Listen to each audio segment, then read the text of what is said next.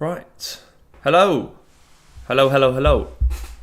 Hello, everybody, and welcome. We are a couple of days out from Tottenham's away trip to Newcastle in the Premier League. Round 3 already. I don't know how we're going to have gone through 3 rounds of Premier League matches already before an international break, by the way, which is just absolutely ridiculous at this stage in the season so early on. But I wanted to go live today because I really enjoyed the live stream that I did earlier in the week or on Sunday after the 4-0 win against Everton. It was really good vibes and people were really nice, really chatty, going well. So I wanted to do that again, build our sort of starting 11 for the Newcastle game, talk about the Newcastle game. I want to talk about the Carabao Cup draw as well and just chat about Tottenham with you guys, you know. So yeah, if you're in the comments, make sure you say hello, get involved. It's meant to be very interactive, this entire process, so please do.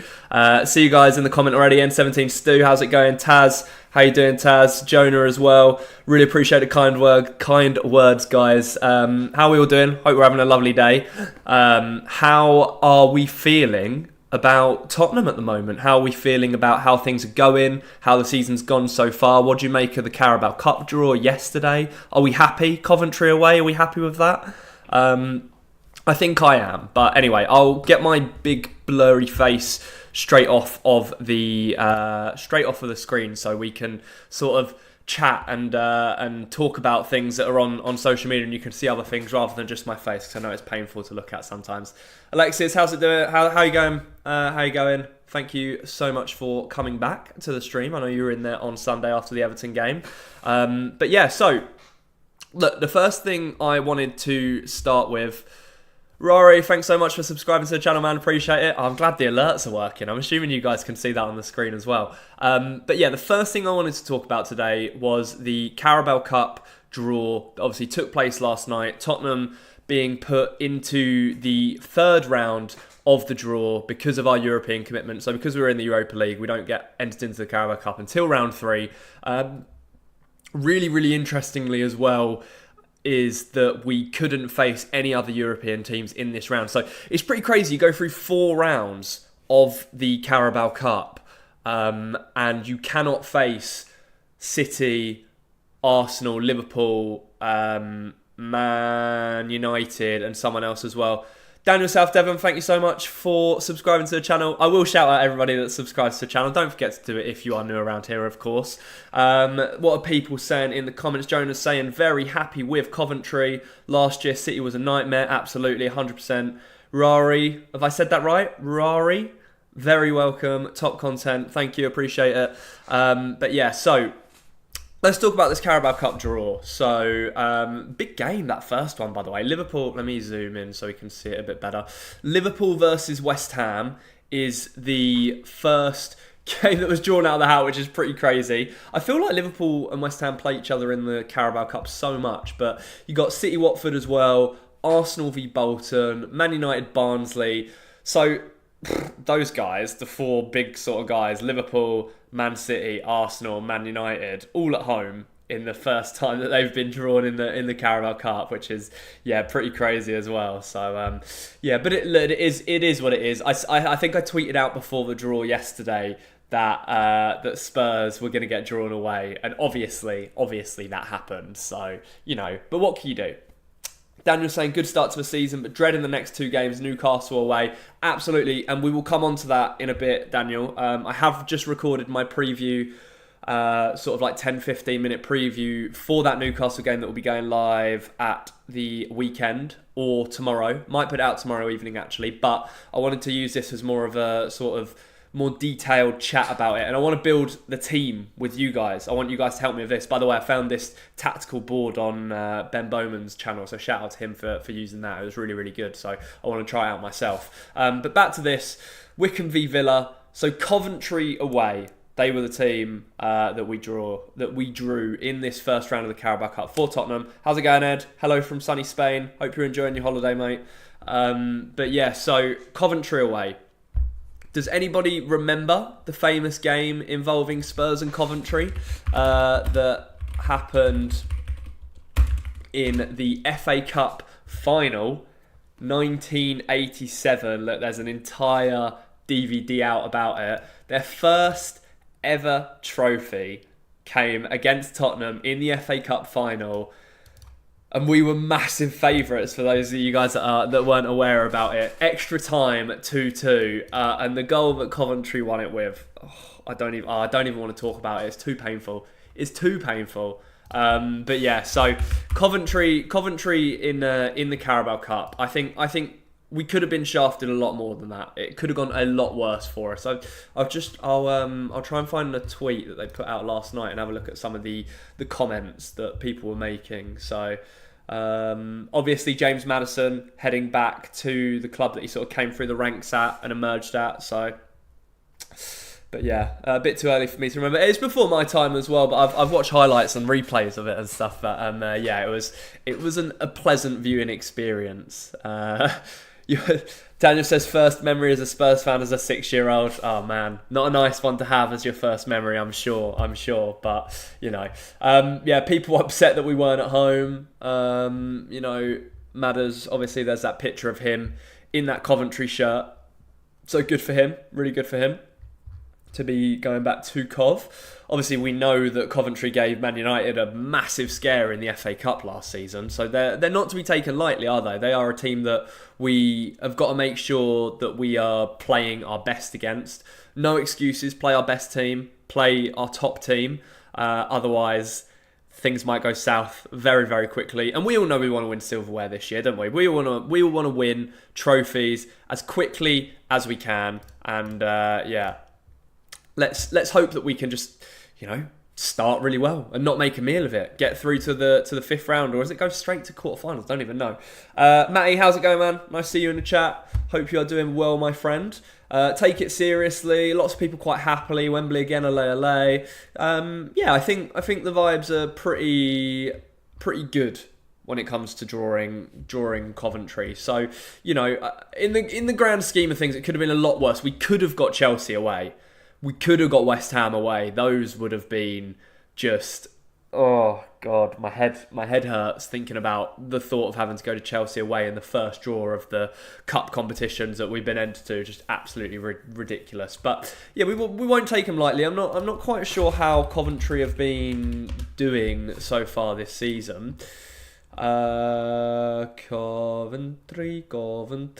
1 win and a draw from their first 3-4 games. So they beat Oxford 1-0 at home in midweek. So we'll have to see how we get on, won't we? But anyway, Carabao Cup, great, awesome. By the way, for everybody that's watching this either live or after I finish the live stream, I'm going to be doing this again tomorrow, hopefully, for the Carabao Cup draw. So I'm going to go live for the Carabao Cup draw. For the Europa League draw, I'm going to do a live stream for the Europa League draw tomorrow, which I believe is at 12 o'clock. So it'll be a similar sort of time to today. I'll be going live tomorrow, just before that, to get the reaction to Tottenham's Europa League draw and the teams that we're going to be playing and this new league format, etc. So make sure you tune into that as well. I will set the live stream up after this so you can stick the little notification on or whatnot if you need to. But yeah, that's the Carabao Cup. That is the Carabao Cup draw, over and done with. We've spoken about that. Let's move on to Sunday's game against Newcastle, because it is Tottenham's first real big test. Tottenham's first big test, Newcastle away, right before the international break as well. So it would be really, really great to get off to a winning start in that sort of circumstance. Oh God, the memories. I'm just thinking the memories of Newcastle away. I've mentioned this in my video that's coming out as well, but I'll tell you guys as well. That 6-1 loss against Newcastle. Was it last year? Was it 2023? When Stellini, no, or might have been the year before, when Stellini was in charge, in temporary charge, I believe it was, or it might have even been Ryan Mason. It's all over the place. I was in the middle of running the London Marathon at that point, and I just kept getting notifications on my watch, just buzz, and Newcastle was scoring goal after goal after goal, which, oh God, it ruined it. It didn't ruin the whole day, of course, but it ruined the experience for me. But yeah, anyway, Newcastle away, here we go again. The big talking point, I think, over the week has been has been with the players that haven't necessarily been spotted in training. Now, I do want to talk about this for a bit because it's a bit of a weird situation. Matthew, how's it going, man? Appreciate the kind words. Welcome on in. I want to talk about it because training videos, they can be really, really misleading sometimes. So it's like if you don't see certain players in the training footage, you automatically assume that they are injured and not available to play. Ultimately, we're not going to know until Ange's press conference tomorrow, I believe it's tomorrow afternoon. We're not going to know until then that whether any of these players are injured or not. But look, obviously we know Dominic Solanke missed the Everton game due to his injury that he picked up in the first game against Leicester. I think he got his ankle stamped on. Mickey van de Ven obviously went down in the Everton game holding his knee, looked in quite a lot of pain, but then somehow got back up and carried on playing. So again, there's question marks around that. Although I do think we saw on Destiny Adogi's Snapchat story that Van de Ven was inside doing some work, so he may be all right. And there are also rumours that Richarlison wasn't in training either. Unfortunately, I don't know whether any of these rumours are true or not, so I can't confirm or not. But, you know, look, if we have to deal with it, then we have to deal with it. Ultimately, I think the front line worked really, really well against Everton, albeit it's a much harder test against Newcastle. Sonny played through that middle, and we had Odegaard on the left, Brennan Johnson on the right. I do think that perhaps that is Ange Postecoglou's favoured lineup. So again, we have to wait and see, but in regards to Mickey van de Ven, I think that would be the big blow, wouldn't it? If Mickey van de Ven has had a sort of flare-up or reaction, as Daniel has just said, Warri van de Ven has had a reaction on that knee as adrenaline would have got him through. Yeah, it's a really, really difficult one to judge, isn't it? But the fact that we have seen footage of him, albeit maybe not official footage from the Spurs channels, is a good sign. I think I remember reading an interview that he did as well, and he said that he's okay. He said he needed to get the knee checked, but he felt okay. So we'll keep our fingers crossed that Van de Ven is okay to start. If we have to see Radi Dragusin in place of him, that's not the end of the world. At the end of the day, he is capable replacement, albeit it's very, very difficult to replace someone of Mickey van de Ven's calibre and quality. So you're always going to take that drop down. But I like Dragusin, and I reckon that he could do a relatively good job if called upon in that position, albeit it is on that left-hand side rather than the right. So we'll have to wait and see. And Richarlison, man, it's just not working for him at Tottenham, is it? It's just not working. You know, he's obviously come back and been injured for the entire summer. Didn't play for Brazil in the Copa America. Rejected a massive deal to head to Saudi Arabia, and now it's looking like if he's picked up another injury, it's like, what's the point, man? You know, what is the point? But you know, we'll have to wait and see. We'll see what Ange says tomorrow in terms of press conferences and injuries regarding that. Not so sure we'll be able to play as an attacking team away at Newcastle, which is a shame as Kulu needs to play, in my opinion. And then Matthew says, watch the Newcastle-Bournemouth game. Felt like Newcastle struggled with the press, especially in midfield. Might be a SAR game. Yeah, two really great points. And I do want to talk about them. First of all, I want to show you that, because that is our recent record against Newcastle. I don't really know what to make of it. Obviously, 4-0 loss back in April, followed by a 4-1 win in December, followed by that 6-1 loss, followed by a 2-1 loss at home. Newcastle away, you can't predict it. I mean, I'm going to predict it, and I'm going to give my prediction at some point, but those results are just crazy. There are obviously a couple of instances there where over the last year we've shipped 10 goals at St James's Park, which is ridiculous. And I would like to think that Ange is going to do his due diligence and his research and his preparations to have a plan in place to stop that. If he doesn't, then God help us, please. But I do appreciate your comment, Daniel, about not necessarily playing as attacking team. I don't think that Ange will waver away from that too much. I think if there's any changes, it will be more of a tactical tweak rather than a lineup tweak, if you get what I'm trying to say. Ange has a certain way that he loves to play, and that's not going to change. It's like I feel like he's probably sat there thinking, what sort of message does it send out to these players if I all of a sudden, as soon as we play a good team, a good pressing team, a good attacking team, change the lineup because I don't trust them necessarily defensively and to do the defensive jobs that I want. I think if we went and won 5-4 on Sunday away at Newcastle, Ange would be bloody delighted. I think he would be absolutely delighted. Obviously, we know that that's quite unlikely. It'd be a hell of a game, though. I'd pay good money to watch that sort of game.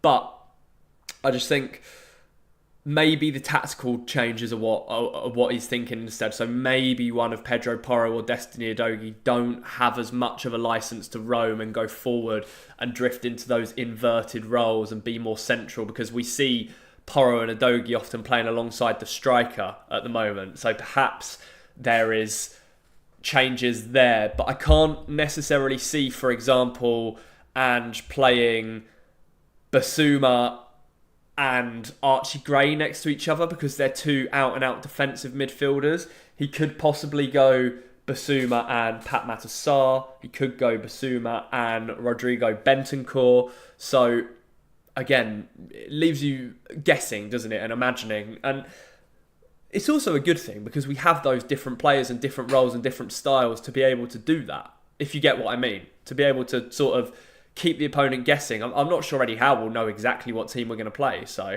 yeah, it's a very, very interesting one.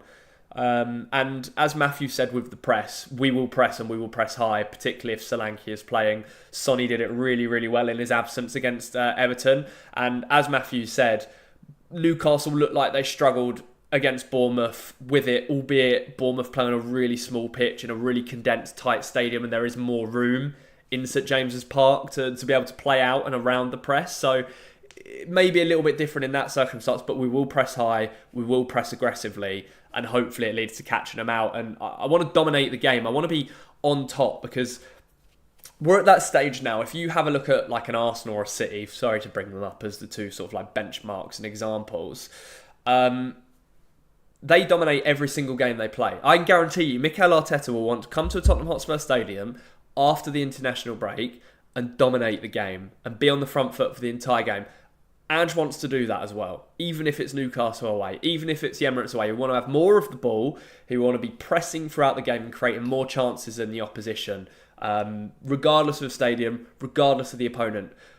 I mean, we've seen, haven't we? We've seen that we've had like 70% plus possession over the last few games against our opponent. So will that translate against these bigger teams? Almost certainly not, but I'm very, very intrigued to see what those stats are going to look like in what is ultimately this first big test for us. So we have to wait and see.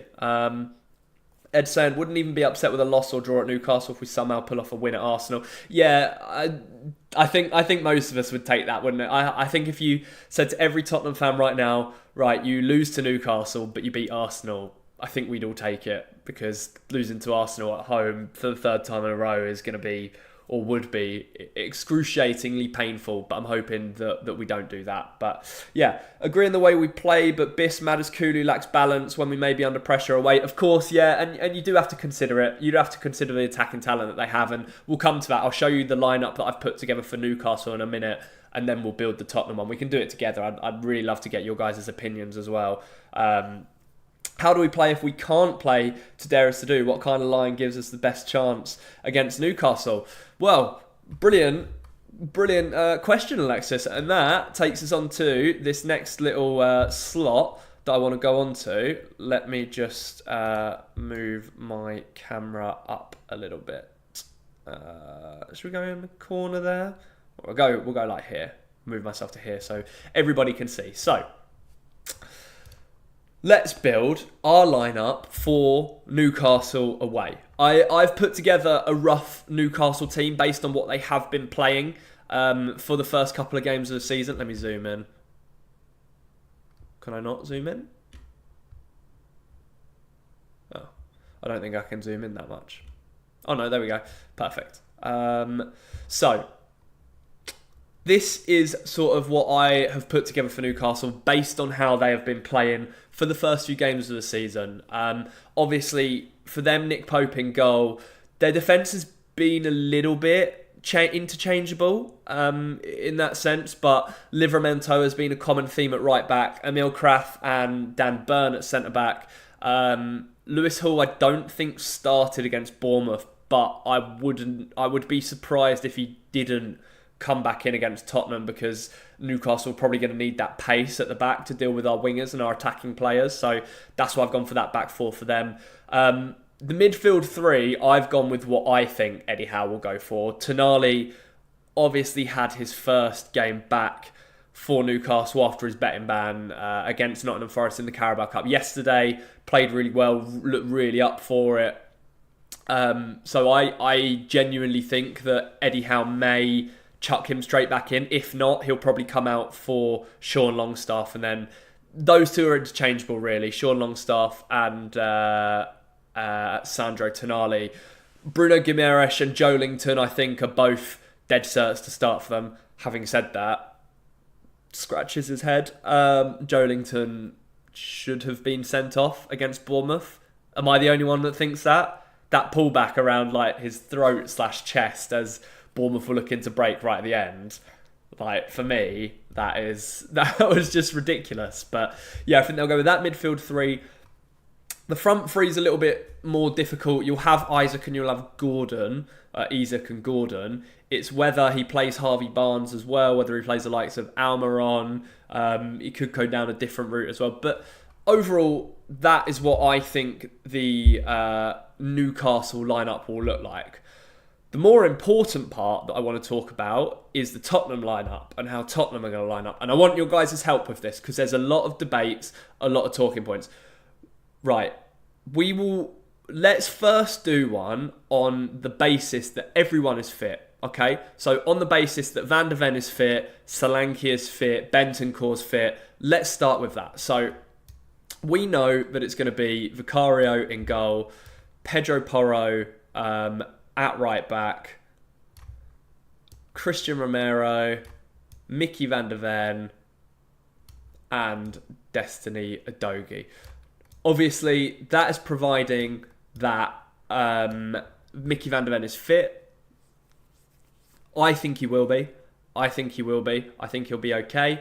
Obviously, he comes out for Radu Dragusin if he isn't fit. But that will be the back four. I don't think there's anything, too surprising about that. We play a lot wider than that. My OCD is annoying me in that sense. Sorry. But yeah, I don't think there's any debating or talking about that.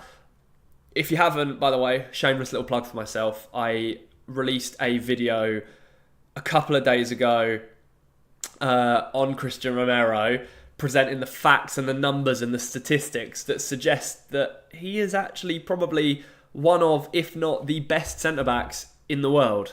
So if you haven't seen that video on the channel, feel free to go and watch it because it's a good one and it really sort of goes into depth about how important Christian Romero is for us. And it links with the fact that I think I said I put this tweet out the other day. Let me just find it. I put this tweet out the other day asking fans who is the best player at Tottenham. 248 people replied to it, and I think the majority of people, at least 80+% of those people, said Christian Romero. A few Van de Ven's in there, a few Kulusevski's in there, Romero's there, Van de Ven, Romero, a few Sons as well. A lot of Romero's in there, but for me, his performances so far this season have highlighted why he is so important for Tottenham. And yeah, as long as we can keep him fit, and if we can keep Van de Ven fit alongside him, oh boy, it's a tough defence to break down. But we'll see. We'll see if Van de Ven is fit or not. Hey Jack, how's it going? Saying if Solanke and Richie are injured, then we're going to see a Kulu masterclass. I would love it, and I think we all deserve it. Kulusevski, I've been banging on about Kulusevski for months now because he's looked so sharp in pre-season.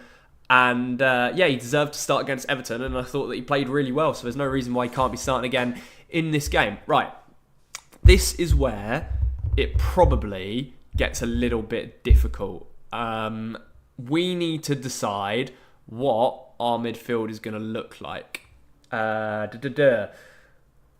think, personally, Basuma is undroppable. Do we agree with that? Yves Basuma, talk to me about that. Is Yves Basuma undroppable for this game against Newcastle? Does he have to start this game? Because I personally think that he does. I think he was probably our best player against Everton in that game. Controlled everything so well. Put in a masterclass on how to play that number 6 role. After we were all questioning and saying that we need a new 6 and we need to address that position in the pitch, he played really well. Perfect response to his ban. Alexis saying Biss probably needs to start. I think so. I think so personally. Just because he is so weird with Biss, because he occupies this whole space in the middle here. Basuma has to start. When he's playing with confidence, absolutely agree. After last game, see, we're all agreed, aren't we? We need Basuma to be starting this game. I haven't really used this website before, but he covers essentially this entire block. This is the area that Yves Basuma covers, and thanks for the subscription, dude. I'm not going to read the name out on stream, but appreciate it. But essentially, he's able to operate in all of this space. He can drop between the centre-backs if he needs to, but he can get control of the ball and play through the gaps in this area here, which is the most important part. So let's say Romero's got the ball here, passes it. Can you do arrows and stuff on this? I don't know if you can. But let's say he passes it into Basuma here. Basuma's got then Isak and let's say Harvey Barnes closing him down here. So he's got those two pressing him. The thing I love most about Yves Basuma is in this position where he's getting the ball from Romero into his feet there. He's got players either side of him. You could even have another player like here or here.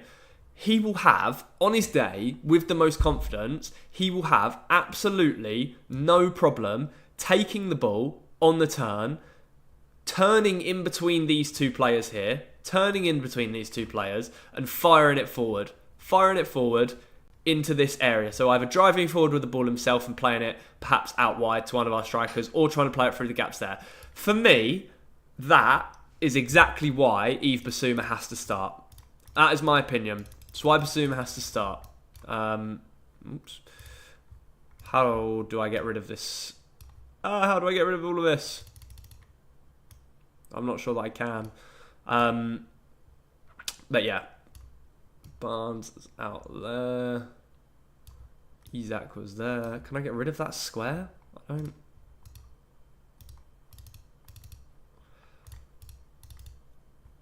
Oh goodness. I've messed it up.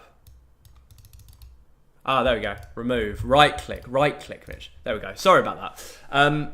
Right, so we're all agreed that Basuma's going to start in that midfield role. What are people saying?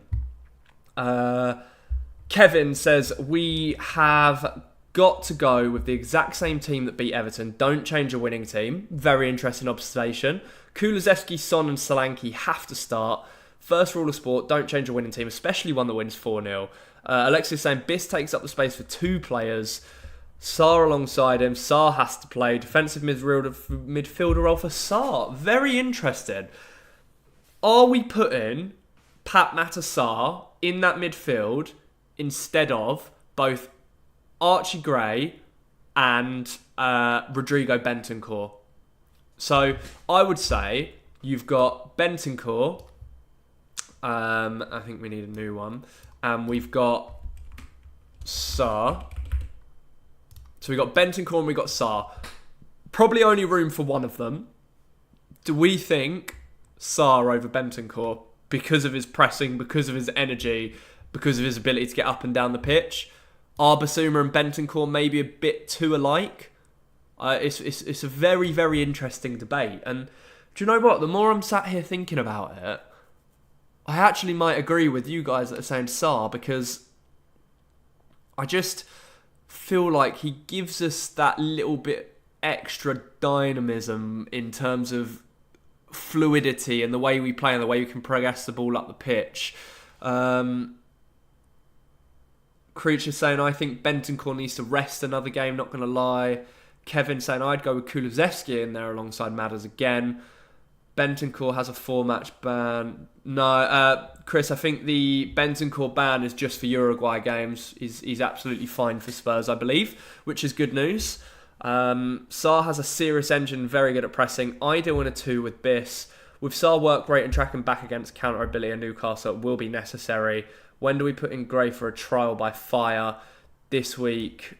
Yeah, hard question. It's very difficult. And it comes back to what I said earlier, in the sense that we have so many options. Like, realistically, you could put Bentancur in there. You could put Sarr in there. You could put Gray in there. You could put Kulusevski. You could put Bergvall. There's plenty of options. So, Bentancur, people saying Bentancur maybe needs to rest and needs another game. Okay, in that case, we'll go with Pap Sarr for now. I think the majority have spoken.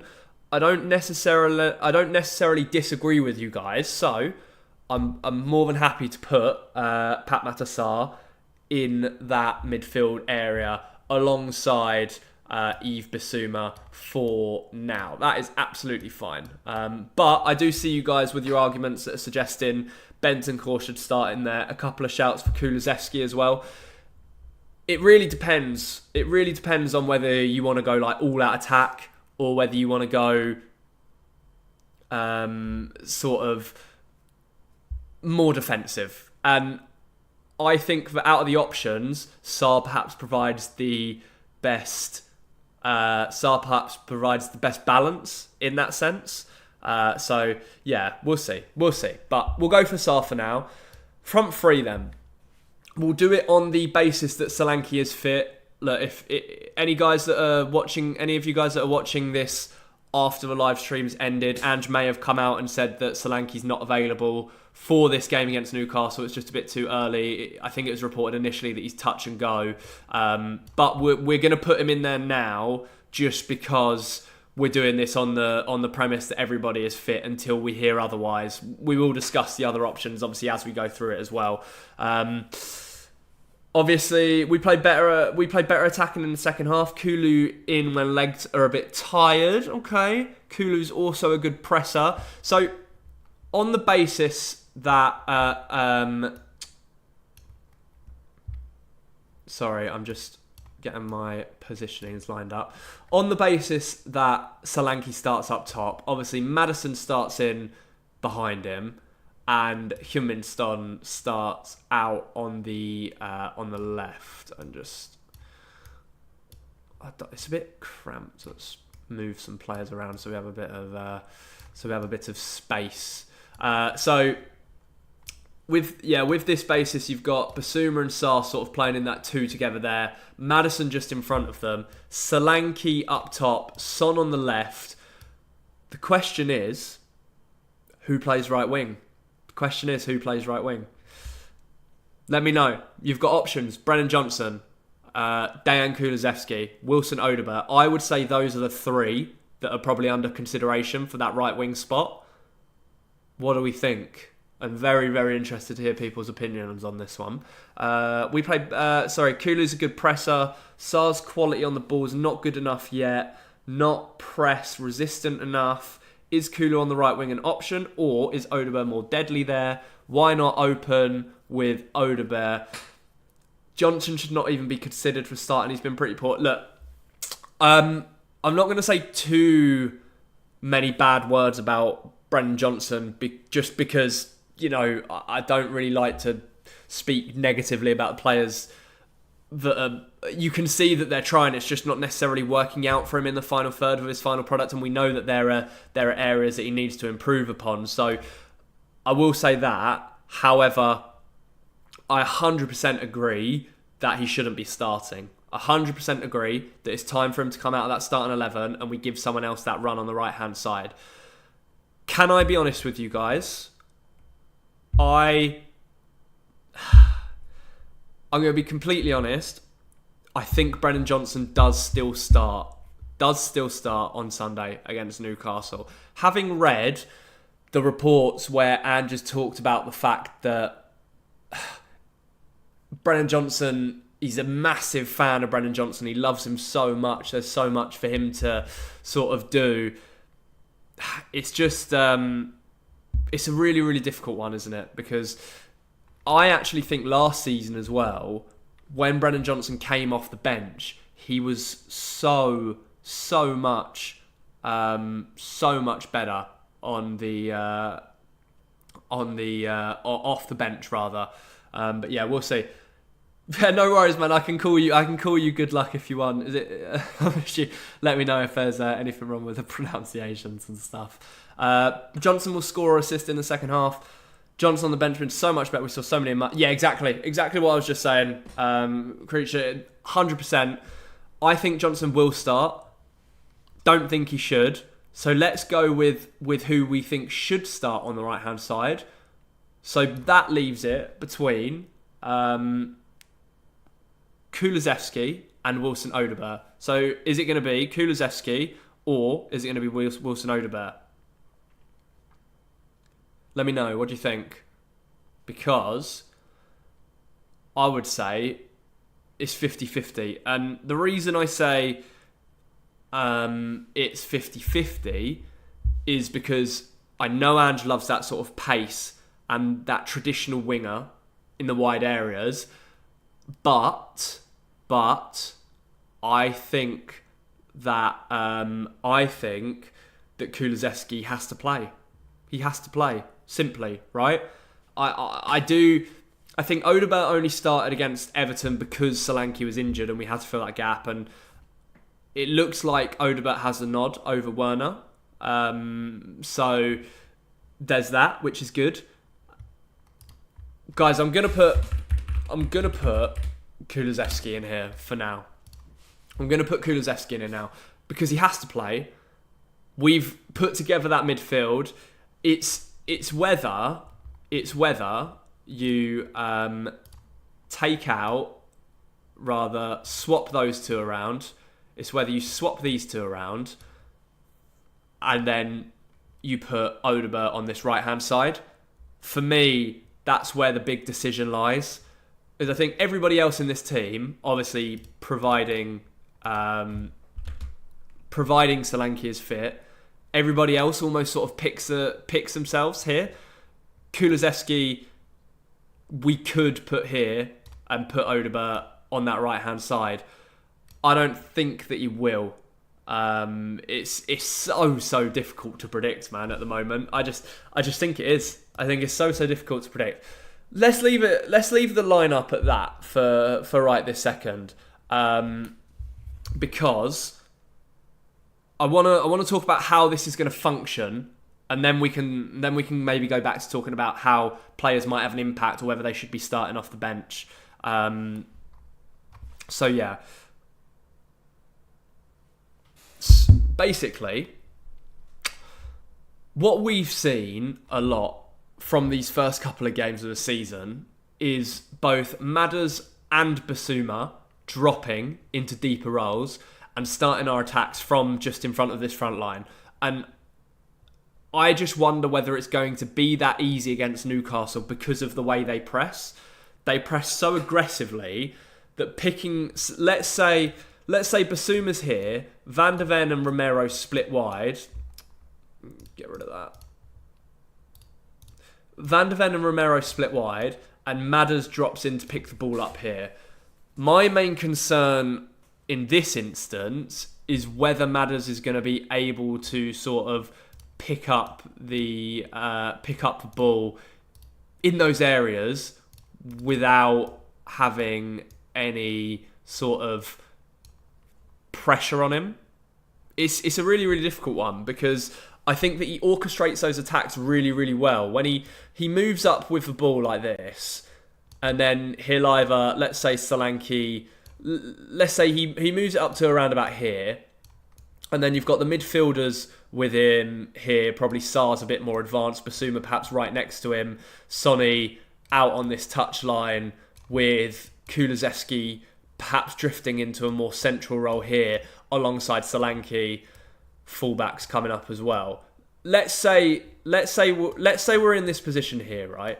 Let's say we've got this going on. Apologies if this is starting to get a little bit messy, but I'm just trying to envision sort of how we play. Essentially, Maddison's got the ball here. He probably gets pressed by at least Alexander Isak in this scenario, in this situation. He probably gets pressed by Isak. So you've got, obviously, the idea is that you want to play around the press. So you've got options here. You've got Sarr here, and you've got Basuma here. Two really great options. As soon as that ball gets played into one of Basuma or Pat Matar, Newcastle are going to squeeze. They're going to squeeze up with their midfielders, put more pressure on. But the great thing is, and this is where it gets a little bit difficult because we mentioned, do we play in a little bit more of a defensive formation with more defensive players on the pitch? If we say no, the great thing is we have all of these options. And if we can play around the press, let's say in this instance, the ball goes out to Pape Sarr here. Porro probably comes out wide. Kulusevski drifts into this area here. And then, again, you've got two potential avenues here and here, providing, obviously, you've got maybe Gordon's back doing a bit of defensive work. Joelinton's probably covering around this area as well. So we've played around the press in that first instance there. You've got Kulusevski in this space here. Porro here that will either drive up inside here or can go down the touchline. And this right here, this is what I want to talk about. Kulusevski, this is why I think it's so important he started. And we saw it against Everton, that he can drive either down the touchline, down the wing here, or he loves to go inside. If you think about that first Basuma goal against Everton, it came from Kulusevski picking up the ball in this area right here, driving, brilliant footwork to get past the likes of the defenders who have dropped back into the box at this point. Brilliant footwork, gets pressed out here, moves up here, and then lays the ball off to Basuma, who had got forward into that area here. So what I'm trying to get at is that there are a lot of options by playing this more attacking formation. By playing this more attacking formation, you've got the ability to be able to just choose from so many players, because Udogie and Porro are part of the attack. That's just how we operate under Ange Postecoglou. Heung-min Son probably stays a bit wider. Solanke in the box, obviously if he's fit, poach in that area. And then Maddison and Sarr as well. I am aware that one of them probably still sits here with the defenders coming up high as well. If you catch my gist, if you know what I mean, do you guys get what I'm trying to say, or am I just completely waffling? I have no idea at this point. But yeah, so Romero and Van de Ven will be options as well. Is Solanke playing on Sunday? We don't know yet. So if you joined late, we were basically suggesting we'll do the lineup in the instance that everybody is fit and that Solanke is fit to play. I think it does change quite a bit, obviously, if he isn't. So yeah, we'll have to wait and see. If Solanke's unavailable, I'd play as a false nine with Son and Odegaard up top. Interesting concept. I'll be interested to see how that works. I'm just not sure what Odegaard's sort of end product is. So yeah, we'd have to see. Playing ducks and drakes with ins and outs. Yeah, it's going to be a tough game. It's going to be a really, really tough game. I'm going to just work on putting the formation back to where we were, and then we'll talk about what alternatives we have are. It's going to be a really, really tough game. And again, I mentioned this in the video that I've just done. It's really, I think, important for our confidence and for Spurs going forward that we get something out of this game. On Spurs Media Watch, like, what is Van de Ven holding? I'm not sure. I don't know. I saw the video, but I'm not sure what he's holding, to be honest with you. Let me know. But yeah, so you've got, obviously, we'll go back here, do these, blah, blah, blah. If you look at Newcastle's lineup, it doesn't take a genius to figure out that they have got a lot of attacking talent. And that's why I feel like it's going to be such a weird stretch game, because Spurs and Newcastle they just want to score goals. They just want to score goals. And I think defence is definitely a second priority in comparison to that. So we'll have to wait and see. But if we go back to looking at the lineup as it is and how we've put it together here, this is a perfect time to break the St James's Park curse. Newcastle have not been good. Agreed. And weirdly, that's why I feel quite confident about it. It's weird. I feel confident that Spurs can really put a dent in them. But I don't like sitting here saying that, because every time I do, it backfires on me, and then I've got it all recorded that I've said, oh yeah, Spurs are going to win this game. They're better than Newcastle at the moment. And then if we go and get hammered 4 or 5-0, it's just absolute chaos. But, you know, we'll see. If Solanke isn't fit, does Ange go Kulusevski or Son up top? And who comes in for Bergvall? Who comes in, Bergvall or Odegaard? I think Sonny would start up top again, if I'm being perfectly honest. And we'd play then perhaps the same team that we did against Newcastle. A lot of it hinges on whether Solanke's fit. A lot of it rests on whether Solanke is fit to start or not. Because if he's not, a lot of adjustments have to be made. If he is fit, I think the lineup pretty much picks itself. So we'll see. Van de Ven had the wrong boots on last game at St James's Park. Oh, don't remind me. I'd forgotten about that. I'd completely forgotten about that. Oh, no. Oh, he did. I forgot he got turned over twice, didn't he? He got sat down on the floor. Oh, man. He can't be embarrassed like that again. He's so much better than that. I felt awful for him when he got turned over like that. Really, really sad. Van de Ven is absolute horror that game. I'm thinking about it. Should we have a look? No. I'm not going to look at it. Yes, I am going to look at it. Van de Ven slip Newcastle. What does it come up with? Oh, look at the state of it, guys. Look at the state of it. No. Can you see? Awful. Look at that. Mickey. I love him so much. So much. He just needs to avoid that. At all costs. Bless him. Right. Before we go, let's have a look at the alternatives, right? So, let's say, watch the whole highlights, because why not? No, I absolutely did not want to do that. Let's say Solanke's injured. Let's say Solanke can't start. What is the team likely going to look like? So I think the two immediate changes would be those. Odegaard comes in at left wing. Son goes up top. The question then is Kulusevski. Does Kulusevski then come into that area there alongside Yves Bissouma like he did against Everton, and then you play... Who do you play? Do you play Johnson there? That's the alternative, right? Or am I being silly? Son up top, Odegaard on the left is obvious. Yeah, 100%. If Solanke's not fit, 100%, I think it should be Odegaard on the left, Son up top. It's Richarlison. It's a really, really difficult one, Barney. I just don't know. I still don't know if he's fully fit. He had no pre-season. Just come back from that injury. Son up front, Odegaard left, Kulu right, Sarr and Biss midfielder. That's the alternative as well to that. So you could have this this could be an option. Odegaard, Son, Johnson front three. This is the team that started against Everton. Pace on both wings, up front with Sonny. Yeah, that definitely an option. Alternatively, you go Kulusevski back out here still, and then you put Sarr back into that midfield. I think those three versions of the starting 11, that is what we're looking at. Most likely, that, perhaps, if Son starts up top with Solanke being out injured.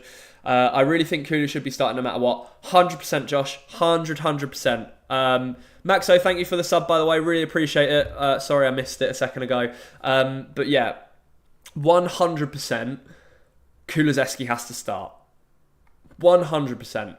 I also feel the same about Basuma. So those are the non-negotiables. My only worry is that Odegaard fell off in the second half against Everton. I'd go Son and Kulusevski, Johnson as the front three. Yeah, which is what we just had on there. Son exposed Newcastle on the left last year. Yeah, that battle against Livramento and the battle against Hull will be key, won't they?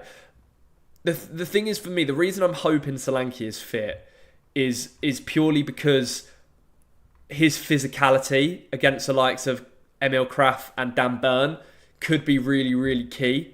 That for me is why I'm really hoping that he is fit, because Sonny, do you remember, was it against Arsenal? Was it that game against Arsenal where Son played up top through the middle and he was up against Gabriel and Saliba, and I don't think he touched the ball.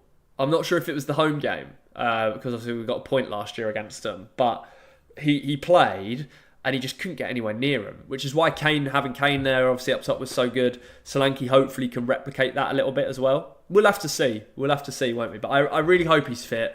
I would prefer to play Sonny on the left because I think he's much better out there. I think we can utilise him a lot better as a left winger. But I'm also starting to think that we can utilise Kulusevski better as a central midfielder. So yeah, there's a lot of decisions for Ange Postecoglou to make. It sort of gives you an insight, doesn't it, into the difficulty and the pressure that a Premier League manager sort of has in picking his team. Because if he gets one decision wrong and it costs you the game, everybody is on your back. Everybody is criticising you for making the wrong decision. Let's say he goes with this, right?